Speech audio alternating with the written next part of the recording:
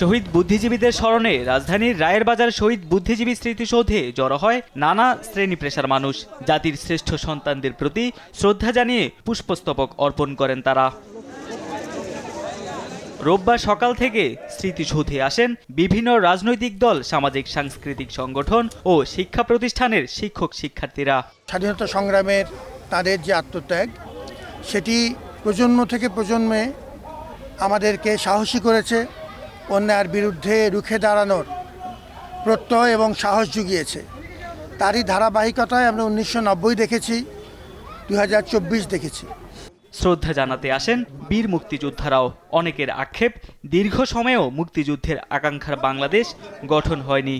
আমরা যারা ত্যাগ স্বীকার করেছি, জাতি যে ত্যাগ স্বীকার করেছে, এটা তো ম্রিয়মাণ হওয়ার কথা না, মিশে যাবার কথা না। যতদিন স্বাধীনতা থাকবে ততদিন তো আমাদের এই দিবসটি স্মরণীয় থাকবে। এই দেশ স্বাধীন করেছিলাম এই জন্য নয়, আত্মসাৎ, গুলি, হত্যা, ধর্ষণ এগুলো আমরা দেখতে চাই নাই, আমরা দেখতে পারি নাই। আমরা ওদেরকে হত্যা করেছি, কিন্তু আমাদের কাউকে আমরা জীবন কোনো হত্যা করি নাই। রাজনৈতিক নেতারা বলেন, স্বাধীনতার 54 বছরের পরও মুক্তিযোদ্ধাদের প্রত্যাশার তুলনায় প্রাপ্তি অনেক কম। শহীদ বুদ্ধিজীবী দিবস উদযাপনের ব্যবস্থাপনা নিয়েও ক্ষোভ জানান অনেকে। গতবারও নানা জটিলতার মধ্যে আমরা দেখেছিলাম এখানে মাইক ছিল, প্রতিকৃতি থাকে সাধারণত বুদ্ধিজীবীদের, এবার দেখছি একেবারে শুনশান।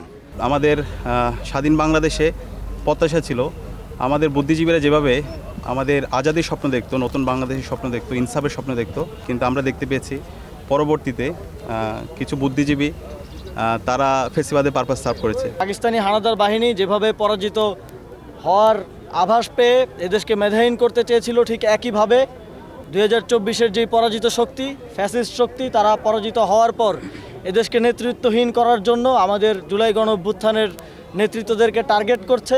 বিচার, সংস্কার, নির্বাচন, এইটা হচ্ছে বাংলাদেশে এই মুহূর্তে গণতান্ত্রিক উত্তরণের জন্য অপরিহার্য এবং এইটাই বাংলাদেশের এখন প্রধান জাতীয় স্বার্থ।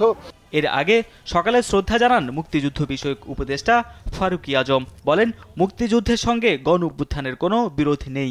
ইতিহাস অতীতে ঘটে যাওয়া ঘটনা, সেটাকে না পিছনে গিয়ে কেউ নষ্ট করতে পারে, না আগামীতে কেউ সেটার অপব্যাখ্যা দিয়ে নষ্ট করতে পারে। এটা কখনো সম্ভব হয় না। ইতিহাস ইতিহাসের জায়গায় থাকবে। মুক্তিযুদ্ধের স্মৃতিবিজড়িত স্থাপনাগুলো সংরক্ষণ ও সংস্কারের কথাও জানান উপদেষ্টা। তারেক মাহমুদ সুজন, দেশ টিভি, ঢাকা।